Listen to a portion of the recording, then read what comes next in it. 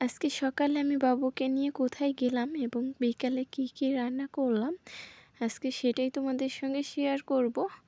আসসালামু আলাইকুম এভরিওয়ান, আশা করি তোমরা সবাই ভালো আছো। আর আলহামদুলিল্লাহ আল্লাহর রহমতে আমিও ভালো আছি।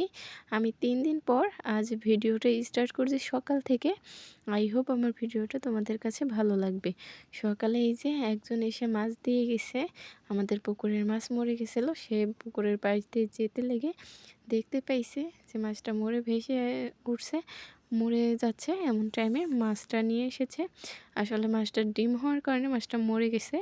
তো মাছটা কেটে রেডি ফ্রিজে রাখতেছি, আর তার জন্য ডিম আর কিছু মাছ রেখে দিছি তাকে দেব। আর এদিকে এই যে বাবুকে নিয়ে চলে যাচ্ছি টিকা দিতে, কারণ আজকে নাকি টিকা দিবে, এর জন্য যাচ্ছি। কিন্তু আফসোস যে আর টিকা দেওয়ার সময় পাইনি। সবাই বাবুকে দেখে মাশাআল্লাহ বলবেন। টিকা দেওয়া অলরেডি হয়ে গেছে, আবার কালকের দিন পরে টিকা দিতে নিয়ে যাব। তো আজকে আর দেওয়া হয়নি, 2 দিন পরে আবার দিবে। আজকে খালি খালি গেছি। আর আজকে 3 দিন পর ভিডিও আপলোড দিচ্ছি, কারণ এমবি ছিল না। আজকে ওয়াইফাই নিলাম, এই চাচিদের ওয়াইফাইয়ের কাছে যেয়ে ভিডিও আপলোড দিতাম, বা পুকুরে ওয়াইফাইয়ের কাছে গিয়ে ভিডিও আপলোড দিয়ে নিয়ে এসে দিত আমার হাজব্যান্ড। তো এত কষ্ট করে ভিডিও আপলোড দেওয়া যায় না, এর জন্য ওয়াইফাই নিলাম। যত কষ্টই হোক কষ্ট করে নিলাম। তো আজকে থেকে আর নেট সমস্যা হবে না। আর বাবুকে টিকা দেওয়া হয়নি, চলে আসছিলাম। এসে এই যে বিকালের দিকে গোসল মোছল করে নামাজ পড়ে রান্না চড়াই দিছি। এখানে শাক, কালাই শাক সিদ্ধ করে ফ্রিজে ফ্রোজেন করেছিলাম, সেটাই আর কি ভেজে নিচ্ছি।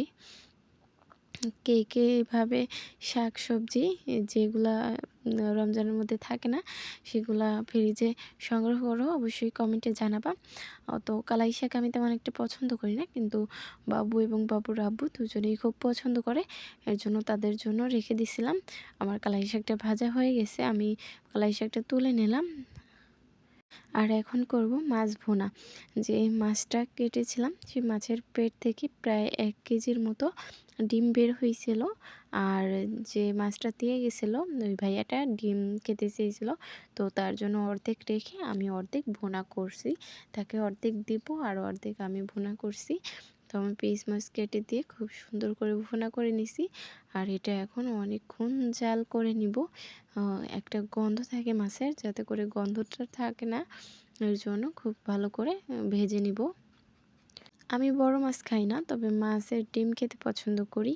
কে কে আমার মতো মাছের ডিম খেতে পছন্দ করো অবশ্যই কমেন্টে জানাবা। আর আমি 3 দিন ভিডিও না দেওয়াতে হয়তোবা তোমরা আমাকে একটু মিস করনি, হয়তোবা তোমাদের মনে আমি জায়গা করে নিতে পারিনি। এর জন্য কেউ একটাও খোঁজ খবরও নিলে না বা কমেন্টও করলা না যে আপু কেন ভিডিও দিচ্ছ না। আমি সর্বপ্রথম ফোনটা হাতে নিয়ে নেট আসার পরে আগে কমেন্টস চেক করছি যে কোনো আপু আমাকে কমেন্ট করছে নাকি, কিন্তু আফসোস কোনো আপুই আমাকে কোনো কমেন্টই করেনি। যাই হোক, হয়তোবা আমি তাদের মনে জায়গা করে নিতে পারিনি, এর জন্য। আর তোমাদের সঙ্গে কথা বলতে বলতে এই যে আমার মাছ ভুনাটা প্রায় হয়েই গিয়েছে।